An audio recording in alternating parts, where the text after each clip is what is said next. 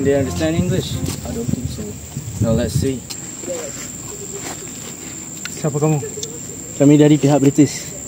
Nak tengok ketua kampung ke? Ya. Oh, boleh pergi ke situ ya?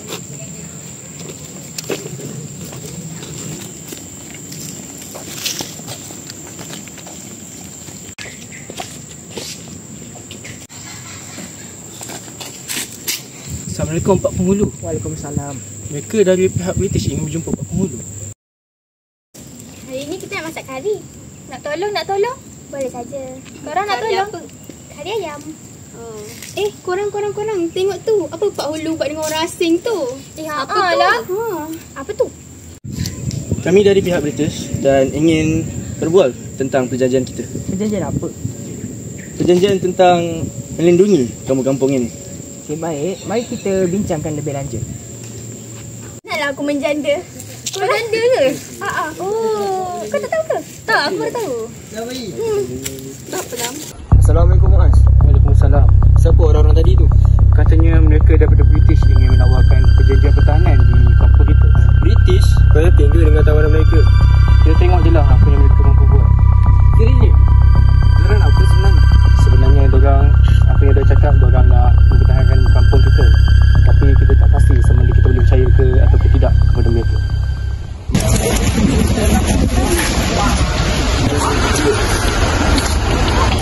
Bila kamu semua nak bayar cukai? Kami dah mempertahankan tanah korang semua ni. Tapi kenapa kamu semua tak nak bayar cukai? Cukai apa ni? Cukai apa ni? Saya nak batalkan perjanjian ini. Ini semua mengarut. Ini tanah kami. Apa kami yang kena bayar cukai?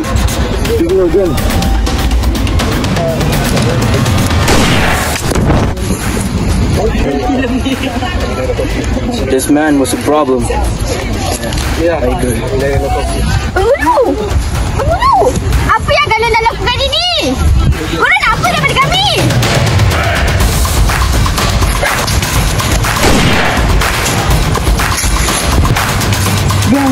Lari! Cepat! Lari!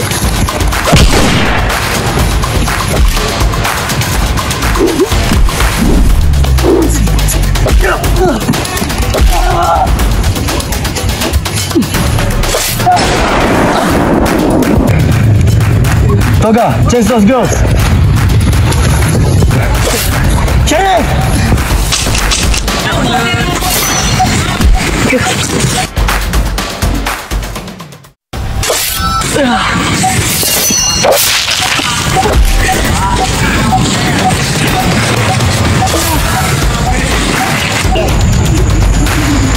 Mampus kau!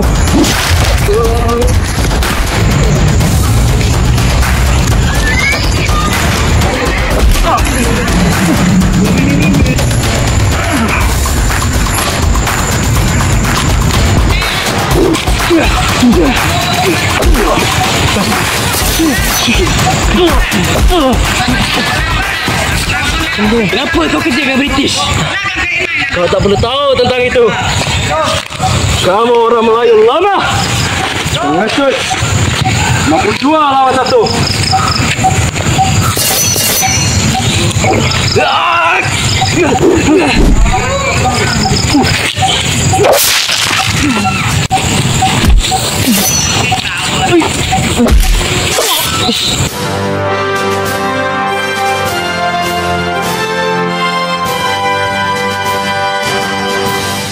Ikrar.